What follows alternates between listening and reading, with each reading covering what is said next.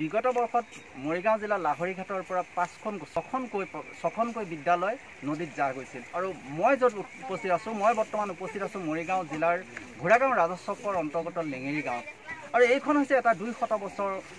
বৰ্ষৰ গৰকা এখন গাঁও এখন সেউজীয়া গাঁও এই গাঁওখনৰ এতিয়া খহনীয়াত আক্ৰান্ত হৈছে আৰু এখন সেউজীয়া গাঁও নিমিষতে হেৰাই যাবৰ উপক্ৰম হৈছে যে ইয়াত যিটো আগত যিটো ৰাস্তা আছিল এই ৰাস্তাটো ইতিমধ্যে বিচ্ছিন্ন হৈ গৈছে আৰু ইয়াত যিডাল পাকৰি গছ পৰি আছে এই পাকৰি গছডালো আছিলে বৃহৎ পাকৰি গছ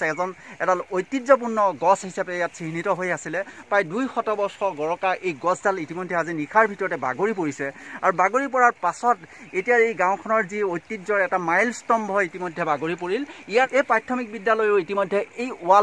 ৱালটো ইতিমধ্যে বাগৰি পৰিছে আৰু তাৰ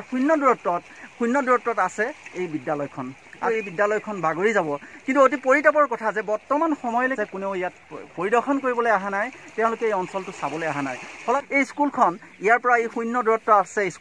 স্কুলৰ এই বিল্ডিংটো আমি দেখাইছোঁ এই বিল্ডিংটো বাগৰি পৰিব পাৰে কিন্তু এই খবৰ বৰ্তমান সময়লৈকে পোৱা নাই ঘোঁৰাগাঁও ৰাজচক্ৰ বিষয়াই এই খবৰ পোৱা নাই মৰিগাঁও জিলা উপায়ুক্তই খবৰ পোৱা নাই আমাৰ যি লাহৰীঘাট সমষ্টিৰ বিধায়ক ডাক্তৰ নজৰুল ইছলামে এখন সেউজীয়া গাঁও এখন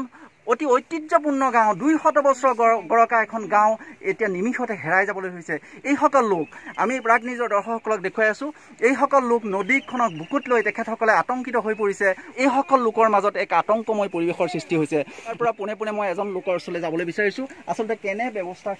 অৱস্থাৰ সৃষ্টি হৈছে আপোনালোক কেনেকুৱা লাগিছে আজি এই গাঁওখন হেৰাই যাব ধৰিছে আমাৰ এতিয়া দুখে লাগিছে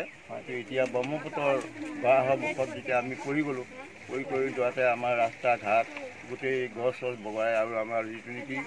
প্ৰাথমিক বিদ্যালয় এই বিদ্যালয়খনো আজি ৰাতিৰ ভিতৰত হয়তো যাওঁ অৱস্থা এই বিদ্যালয় চাবলৈ কোনোবা আহিছে নেকি এতিয়ালৈকে বিদ্যালয় চাবলৈ তেনেকুৱা বিধায়ক ডক্টৰ নজৰুল ইছলাম আপোনালোকে দেখিছে নেকি এইবাৰ এইবাৰ কোনো দেখাই নাই কোনো হেৰি কৰা নাই এতিয়ালৈকে বৰ্তমান আমাৰ এনেকুৱা পৰিস্থিতি হৈ গৈছে কোনো এজন মানুহ আমাৰ ইয়াত দেখা দিবলৈ এটা খবৰ ল'বলৈ অহা নাই কোনো লগত যোগাযোগেই নাই আমাৰ গাঁওখনত কি পৰিস্থিতি হৈ আছে কেনেকুৱা এটা আমি হেৰি কণ্ডিশ্যনত আছোঁ এই বস্তুবিলাক কোনো হেৰি খবৰ খাতি নাই আমি জানিব পৰা মতে সেইদিনাখন আমি আমাৰ লাট গাঁওবোৰক আমি কল কৰিলোঁ লাট গাঁওবোৰ আছিল তাৰপিছত আমাৰ স্কুলৰ প্ৰধান শিক্ষক আছিল আমিও আছিলোঁ সেই যিদিনাখন আমাৰ প্ৰথম অৱস্থাত হেৰি হৈছিলে LCC বাইদেউ সেইটো মানে আমাৰ ল'ৰা ছোৱালীৰ মানে দিয়া মেলা হৈ গ'ল বুলি আমাক শুনাই দিলে আমাক গাঁওবোৰে কৈ গ'ল যে গধূলিলৈ মই ইয়াৰ ৰিজাল্টটো মই পাম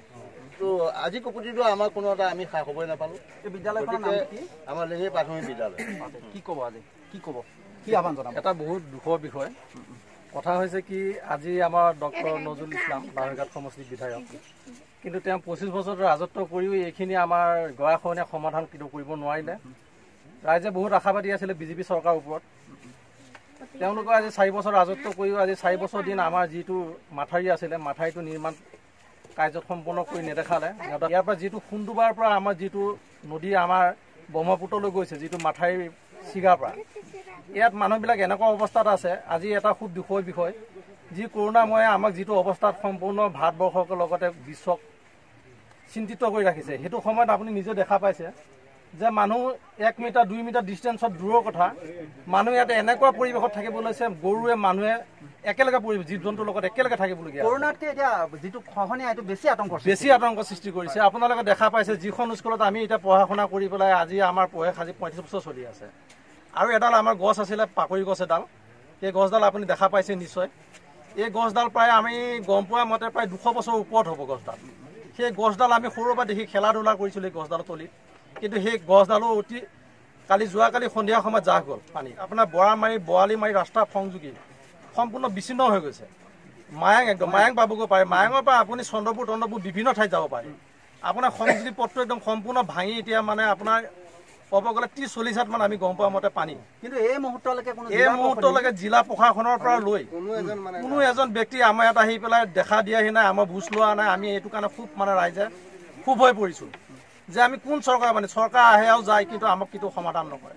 তাত যদি পায় আমাক সমাধান কৰক গৰাখহনীয়া নহ'লে আমাৰ সকলো ৰাইজক কেনেকুৱা পানী ডুবি মাৰিবৰ কাৰণে ব্যৱস্থা কৰে নিশ্চিতভাৱে আজি কেইদিনমানৰ আগত আজি 2 দিনৰ আগত ব্ৰহ্মপুত্ৰৰ বুকুত জাহ দি এগৰাকী মহিলাই আত্মহত্যা কৰিবলৈ বিচাৰিছিলে হয় এনে কাৰণতে এগৰাকী খহনীয়া বিধ্বস্ত মহিলাই ব্ৰহ্মপুত্ৰত জাপ দি আত্মহত্যা কৰিবলৈ বিচাৰিছিলে কিন্তু তাৰ পাছতো বৰ্তমান সময়লৈকে ডক্টৰ নজৰুল ইছলাম মৰিগাঁও জিলাৰ উপায়ুক্ত ঋতুৰাজ বৰা বা ঘোঁৰাগাঁও ৰাজহ চক্ৰ বিষয়া কিন্তু বৰ্তমান সময়লৈকে এই অঞ্চলটো পৰিদৰ্শন কৰিবলৈ অহা নাই হয়তো এই প্ৰাথমিক বিদ্যালয়খন খহনীয়াত জাহ যাব এয়াই হৈছে বাস্তৱ এয়া হৈছে একেবাৰে বাস্তৱ ছবি আৰু চৰকাৰৰ সম্পূৰ্ণ অকমন্যতা অদূৰদৰ্শিতা আৰু দায়িত্ব জ্ঞানহীনতাৰ নজিৰবিহীন ঘটনা হৈছে লাহৰীঘাটত প্ৰতি বছৰে শ লোকৰ ঘৰ বাৰী হেৰুৱাইছে আৰু পুনৰ হেৰাবলৈ ধৰিছে এখন শুৱনি গাঁও হেৰাই যাব বিচাৰিছে এখন সুন্দৰ গাঁও হেৰাই যাব বিচাৰিছে যিখন গাঁৱত এই লেঙেৰী গাঁৱত আছে 200 শতাধিক পৰিয়াল আৰু লগতে হেৰাই যাব বিচাৰিছে শিক্ষা অনুষ্ঠান নামঘৰ বিভিন্ন অনুষ্ঠান